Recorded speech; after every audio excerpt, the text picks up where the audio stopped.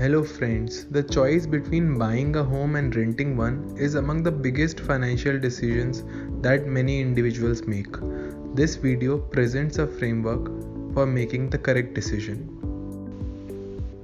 Let's first go through advantages of each decision, starting with why should we buy home. Firstly, buying decision provides stability as the property is yours and you are not dependent on the whims of the property owner.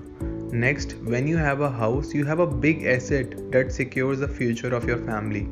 Next, EMI amount tends to remain constant over the loan tenure. Rents, on the other hand, tend to go up every year.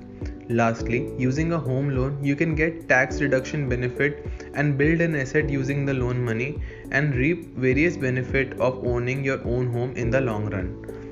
Renting also has its own share of advantages. Firstly, you can build a bigger corpus through investment of money saved from EMI to mutual fund, gold, PPF and other asset classes. Next, it can be a better option in case of certain urban location where there are high property prices and it may not be affordable to buy houses in these cities. Next, ease of relocation for purposes of job or any other reason, as you just need to give a notice of 2 to 3 months. Lastly, renting mostly attracts zero maintenance. So we can say that buying is costlier as EMI may be generally 2 to 4 times of rent at the time of decision, but it creates wealth in the long run. It makes sense to buy a house only when there is no plan to change the city for at least next 5 years. So what factors play a crucial role in influencing our decision to buy home? Firstly, we should have cash to meet down payment. Buying a house tends to be expensive, and if you can't buy them outright, you can avail a home loan. Even for home loan, it is required that at least 10 to 20% of the cost is to be borne by buyer. Make sure that you have enough money to make this down payment. Next, EMI to income ratio. It is important measure to determine ability of person to repay loan. Ratio equal to total EMI to be paid by person divided by his income.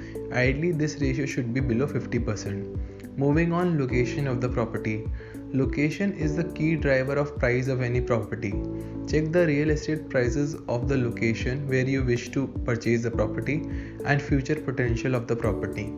Next, we have mobility. When you buy a house, you give up on mobility.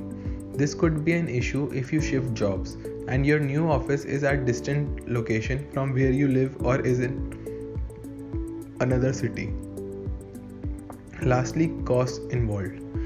It is important to analyze comparative cost involved while buying or renting the property. Ownership involves one-time stamp duty, property tax, insurance, annual repairs, maintenance and other incidental costs. Renting involves monthly rent with annual increments, shifting and brokerage charges, security deposit. Let's go through a simple illustration to show buying is not that expensive after all. Mr. X has two options, either to buy a 3 BHK in Dwarka for 1.2 CR or pay a rent of 30,000. It can be bought by paying a down payment of 20 lakh and availing loan of 1 CR for 20 years at 8.5% per annum. EMI will work out to be 86,172. Rent will increase at 8% per annum. We can observe that at the onset, EMI is 2.8% of rent. In 5th year, rent is already 50% of EMI. In 15th year, rent is more than EMI.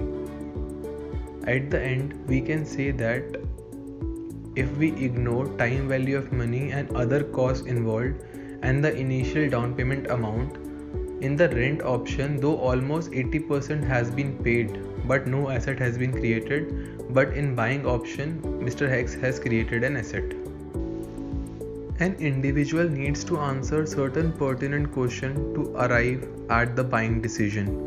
Firstly, regarding financial condition. What is my current financial condition like and can I afford to purchase property? If so, how much down payment can I make from my saving? Next, about home loan.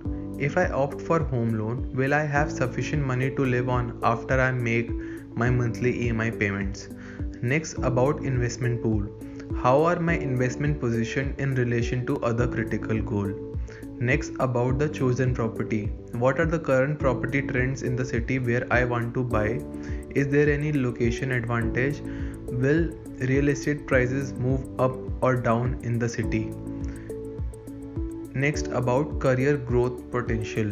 What is my future earning potential and how will my finances change post this decision of purchasing a house? And there can be other related questions as well. In conclusion, we present, depending on city, what income levels are ideal for opting to buy a property. For cities like Ahmedabad, Hyderabad and Kochi, a person earning more than 8 lakhs per annum can opt to buy a house. For Bangalore, it is 12 lakh and for Chennai, Delhi NCR, it is 16 lakh. For Mumbai, levels are as high as 25 lakhs. Finally, we will conclude by saying real estate is a good asset class to own and it can act as a hedge against inflation. However, you should not buy a house simply because it is good to have a real estate in your investment portfolio. A careful analysis of underlying personal factor as well as potential of investment should determine if you should buy a house or continue to stay on rent. Thank you.